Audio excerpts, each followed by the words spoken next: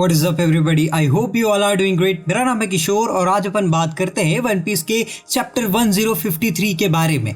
मैं जानता हूं मैं इस टाइप के वीडियोस बिल्कुल भी नहीं करता हूं और ये बिल्कुल ही मेरा फर्स्ट टाइम होगा, जैसे कि मैंने पहली बार फेस गेम किया था उसी तरीके से ये वीडियो भी मेरा फर्स्ट टाइम होगा। सो अगर कोई भी इचक उचक हो जाए तो नीचे कमेंट में जरूर बता देना और मुझे सजेशन भी देना कि क्या चीज़ मुझे करना चाहिए और क्या चीज़ नहीं करना चाहिए। सो देखो, सबसे पहले मेरा फंडा बहुत सिंपल है। मैं तुमको पैनल टू पैनल एक एक चीज़ नहीं समझाने वाला हूँ। मैं तुमको मेन पॉइंट के ऊपर आऊँगा और सिर्फ उनके बारे में ही अपन बात करेंगे कि वो ऐसा बोला तो ऐसा क्यों बोला और इसके आगे क्या पॉसिबिलिटीज हो सकती है। So without wasting any time let's get started. So देखो, चैप्टर 1053 एक बहुत ही इंटरेस्टिंग चैप्टर रहा। देखो सिंपली क्योंकि यहाँ पर बहुत सारी चीजें रिवील हुई एक साथ। लाइक लिटरली यहाँ पर हमको प्लूटोन के बारे में पता चला और साथ ही साथ पता चला कि वर्ल्ड गवर्नमेंट की इस वक्त पूरी तरीके से फट चुकी है लूफी के 5th गियर को देखते हुए, और इन दोनों की बाउंटी भी। साथ ही साथ हमको यहाँ पे फाइनली वो पोस्टर मिल गया जिसकी हम बात कर रहे थे, यानी कि बगी एक एम्परर बन गया। अब इन्हीं के बारे में हम थोड़ी बहुत बात कर ले। देखो जैसे ये चैप्टर स्टार्ट होता है वर्ल्ड गवर्नमेंट आर्ग्यू कर रही है एक दूसरे से सिंपली इस बात पे कि भैया लूफी का ये वाला पोस्टर क्यों छापा। अब देखो वो लोग इसको बंद कराने की कोशिश करते हैं लेकिन वो बोलते हैं कि इट इज इम्पॉसिबल और ऐसा नहीं हो सकता। अब यहाँ पर बात समझने वाली ये है कि वर्ल्ड गवर्नमेंट किस चीज को लेकर के डर रही है। यहाँ पर वो इस चीज को लेकर के नहीं डर रही है कि भाई लूफी ऐसा दिख रहा है या फिर उसकी बाउंटी तो उन्होंने ही डाली है, लेकिन उनको प्रॉब्लम है उसके 5th गियर से, क्योंकि उसका 5th गियर बहुत सारी चीजें रिवील करता है वर्ल्ड के बारे में। सिंपली अगर मैं बोलूं तो ये जो फ्रूट है, द निको गॉड है, उसके बारे में बताता है। जॉय बॉय से रिलेटेड स्टफ हमको बताता है। वर्ल्ड गवर्नमेंट ऐसा बिल्कुल भी नहीं चाहती कि इसके बारे में जरा सा भी स्टफ किसी में वर्ल्ड को रिवील हो, और इसीलिए अब यहाँ पे बहुत सारी चीजें भी हो रही है वर्ल्ड में। फिर हमको आगे जाके दिखता है 3 पोस्टर्स जहां पर भैया लॉ, किड और लूफी के तीनों के पोस्टर में सबकी सिमिलर बैरी है। अब देखो सबको ऐसा ही क्यों, मतलब सबको 3 बिलियन बेरी ही क्यों दिया।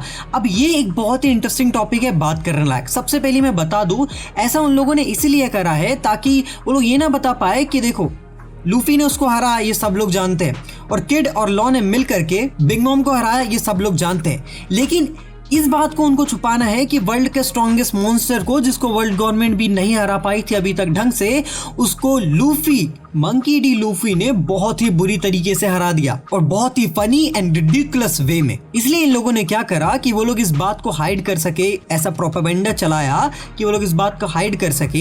इसलिए इन तीनों की बाउंटी को सेम रखा, ऐसा दिखाने के लिए कि इन तीनों ने मिल करके काइडो और बिग मॉम दोनों को हराया। अब देखो इतना तो हम जानते हैं कि इन दोनों ने अलग अलग लेवल पे अलग अलग चीजें करी है, वो चीजें तुमको एनिमे में पता चलेगी। अब यहाँ पर ना एक और चीज आ जाती है, द इनिशियल डी, मतलब उनके नाम के बीच में जो डी है ना, इसको लेकर के भी वर्ल्ड गवर्नमेंट डर रही है। मुझे ये नहीं पता ऐसा क्यों, हो सकता है कोई और रीजन हो जो मैं नहीं समझ पाया, बट यहाँ पर एक सिंपल सा रीजन है कि भैया वो लोग नहीं चाहते कि मंकी डी लूफी के बीच में वो लोग डी लगाए। लेकिन अब क्योंकि पोस्टर ऑलरेडी छप चुके हैं, ऑलरेडी बढ़ चुके हैं, तो अब वो लोग इस चीज को चेंज नहीं कर सकते। और यही बात की आर्ग्यू हो रही थी स्टार्टिंग में जब पेज स्टार्ट होता है तो इसी बात को लेकर के वो आर्ग्यू कर रहे थे कि भैया ये वाला फोटो क्यों डाला और भैया ये डी क्यों है बीच पे।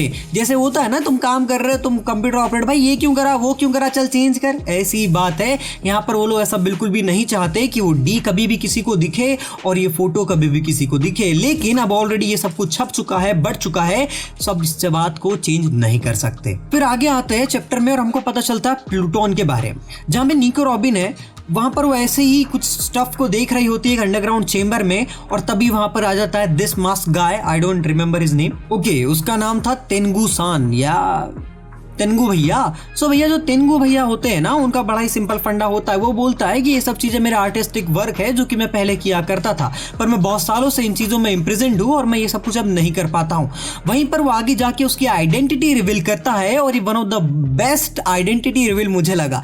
इतने समय से छुपा हुआ है ये व्यक्ति और न जाने कितने समय से जिंदा भी है। दरअसल ये कोजुकी ओडन का बाप है। यस, वही बाप जिसने कोजुकी ओडन को जन्म दिया। अब देखो ओडन का जो ये बाप है ना, यहाँ पे एक सिंपल सी थिंग होती है कि वो अपने जो मास्क है उसको रिवील क्यों नहीं करता, उसकी आइडेंटिटी को पब्लिक क्यों नहीं करता है। वो नहीं चाहता कि वो अपना फेस दिखाए, जब उसी ने ओरिची को, और उसी की वजह से काइडो वहां पर आया था और सब जगह उसने कब्जा कर लिया था। इसलिए वो अपना फेस हाइड करके रखना चाहता है, क्योंकि वो सब ये देखने के बाद बहुत ही ज्यादा एम्बैरेस फील करता है। वहीं पर निको रॉबिन एक और चीज के बारे में बोलती है, एंशिएंट वेपन के बारे में, बेसिकली प्लूटोन के बारे में। अब देखो यहाँ पर प्लूटोन के बारे में भी एक बहुत ही बड़ी चीज रिवील होती है कि वो अलाबास्टा में है। अलाबास्टा वही आर्क, वो डेजर्ट वाला आर्क, आपको शायद याद होगा, यानी उसी जगह पर प्लूटोन है। अब वो कहां पर छुपा हुआ है वहां पर, ये इस चैप्टर में तो बिल्कुल भी रिवील नहीं किया गया।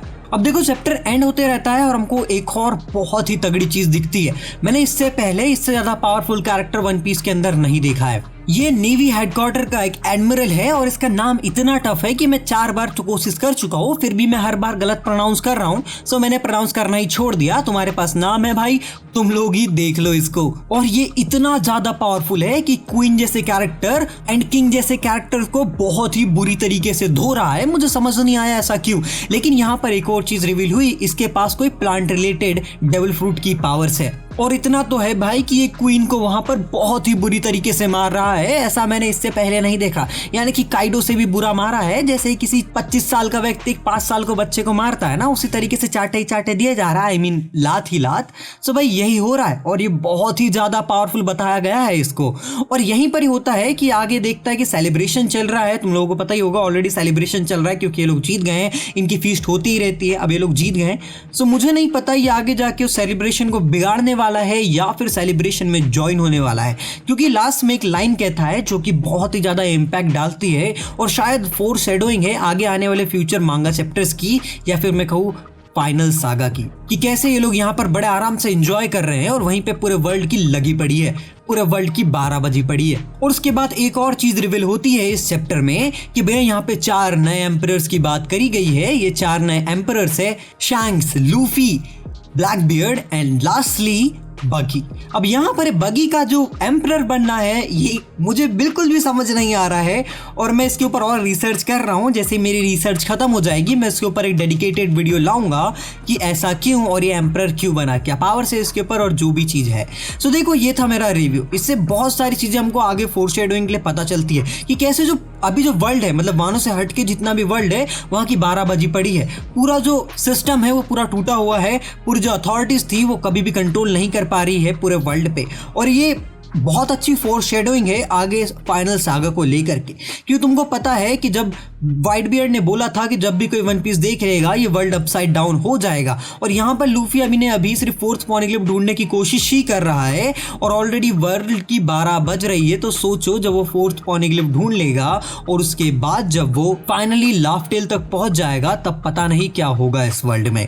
और इस चैप्टर में बहुत ही तगड़ी फोरशैडोइंग की गई है वर्ल्ड गवर्नमेंट को लेकर के कि देखो वर्ल्ड गवर्नमेंट जितना सामने दिखती है ना उतना है नहीं। हम लोग ये तो ऑलरेडी जानते हैं कि वो लोग पावरफुल है, लेकिन जो अभी नए एडमिरल जो हमने देखे इस वक्त में, जैसे कि ये वाला एडमिरल, ये इतना ज्यादा पावरफुल था कि एक एम्परर के कमांडर्स को बहुत ही बुरी तरीके से धो रहा था। तो सोचो अगर पूरी full on army of navy officers, Admirals and celestial dragons को भी कंबाइन कर लो उन चूतियों को, तो फिर भी वो लोग कितने ज्यादा पावरफुल हो गए। इससे एक चीज तो समझ में आती है कि देखो लूफी का जो 5th गियर है वो उसका फाइनल फॉर्म नहीं है, क्योंकि इसके पास अभी उतनी पावर नहीं है कि एडमिरल्स एक साथ 5-5, 6-6 या 3-3 एडमिरल्स को हरा सके या फिर बहुत सारे पावरफुल कैरेक्टर्स को एक साथ हरा सके। हो सकता है हमको फाइनली लूफी की भी कोई अच्छी बड़ी तगड़ी आर्मी देखने को मिल जाए उसकी एलाइड फोर्सेस के साथ में, पर फिर भी वर्ल्ड गवर्नमेंट पिछले 800 साल से एग्जिस्ट करती है। क्या उनके पास इतनी पावर नहीं होगी कि लूफी जैसे कैरेक्टर्स को बहुत ही जल्दी हरा सकते हैं?